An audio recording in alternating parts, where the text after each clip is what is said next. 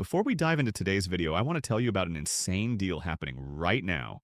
CyberWarFare Labs is running their Cyber Halloween Sale 2025, and this is seriously one of the best deals I've seen. You can get 10 top-tier cybersecurity certifications for just $99. That's right, 99 bucks for the entire bundle. And if you don't want the full bundle, you can also grab individual certifications for just $9.99 each. The bundle includes everything you need: a D Red Team Specialist, Kubernetes Red Team Analyst, Multi-Cloud Blue Team Analyst, Purple Team Fundamentals, Cybersecurity Analyst, Blue Team Fundamentals, Red Team Infra Developer, Process Injection Analyst, Multi-Cloud Red Team Analyst, and Red Team CreedOps Infiltrator. Whether you're starting your cybersecurity journey or leveling up your skills, this bundle covers Red Team, Blue Team, Purple Team, Cloud Security, and everything in between. The sale is live now, so don't sleep on this. Use code HELL99 at checkout to get this crazy discount. Link is in the description below. Trust me, you don't want to miss this one. Alright, let's get into today's video. Hey everyone, NoSec here. Welcome back to another Let's Talk episode. If you watched the first one, we talked about red teaming, and today we're diving into some serious industry drama. We're talking about the F5 networks breach that just happened in October 2025, and trust me, this one's wild. So what happened? F5 Networks, a major cybersecurity company that makes application security and networking products, got absolutely pounded by what they're calling a highly sophisticated nation-state threat actor. And when I say pound, I mean really badly compromised. We're talking about one of those nightmare scenarios where the security company itself becomes the victim. Let me paint you the full picture here. F5 detected the breach on August 9th, 2025, but they only disclosed it publicly on October 15th. Why the delay? Because the U.S. Department of Justice actually gave them permission to hold off on the announcement for national security reasons. That alone should tell you how serious this is. Now, here's where it gets really bad. The attackers had what F5 calls long-term persistent access to their systems. And according to Bloomberg's reporting, these guys were inside F5's network for at least 12 months. A full year. Think about that for a second. A nation-state actor was living in a major security company's network for an entire year. What did they steal? This is the scary part. The attackers exfiltrated source code from F5's BIG/IP product suite and information about undisclosed vulnerabilities that F5 was actively working on patching. BIG/EP is their flagship product. It's used by hundreds of Fortune 500 companies, government agencies, basically anyone who needs serious application delivery and security infrastructure. We're talking load balancers, firewalls, VPN gateways, all that critical stuff. Why is stolen source code such a big deal? Well, when you have the actual source code of a security product, you can do static and dynamic analysis to find logical flaws and zero-day vulnerabilities. And these attackers didn't just get the code, they also got F5's internal vulnerability research. That means they knew exactly what bugs F5 was trying to fix before patches were even released. It's like stealing the answer key before the exam. The attack has been attributed to China-linked hackers, specifically a group tracked as UNC5221, and they used a malware family called Brickstorm. This isn't some random ransomware gang. This is sophisticated espionage by a nation-state actor with serious resources. The response to this has been massive.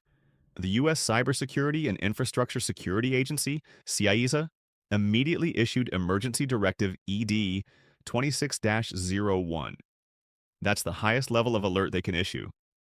They ordered all federal civilian agencies to immediately inventory their F5 products, check if management interfaces are exposed to the internet, and patch everything by October 22nd.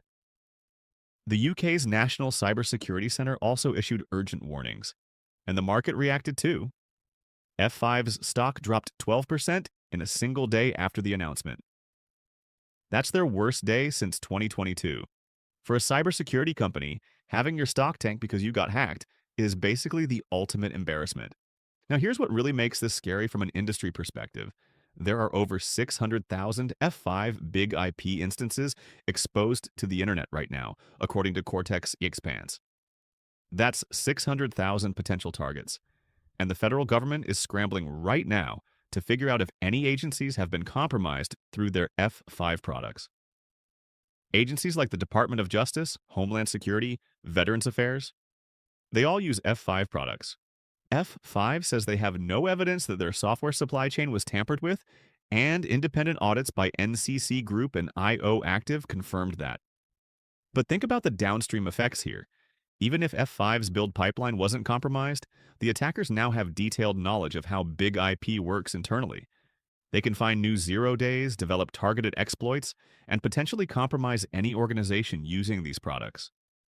This whole incident draws some serious comparisons to the SolarWinds breach from 2020, where Russian hackers infiltrated SolarWinds and used it as a launching pad to compromise thousands of organizations. The difference here is that F5 says they caught it before supply chain tampering happened, but the intelligence value of what was stolen is still massive. What's the takeaway from all this? First, nobody is safe. F5 is a cybersecurity company. They're supposed to be the experts, and yet a determined nation-state actor got in and stayed in for a year. Second, supply chain risk is real. When you use third-party security products, you're inheriting their security posture whether you like it or not. Third, detection time matters. 1 year of persistent access is way too long. Even the best companies need to improve their detection capabilities. And there's another angle here that's kind of depressing.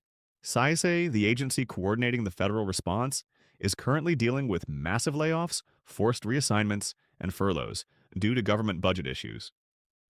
So, right when this major incident happens, the agency supposed to coordinate the response is operating with a skeleton crew. That's not ideal.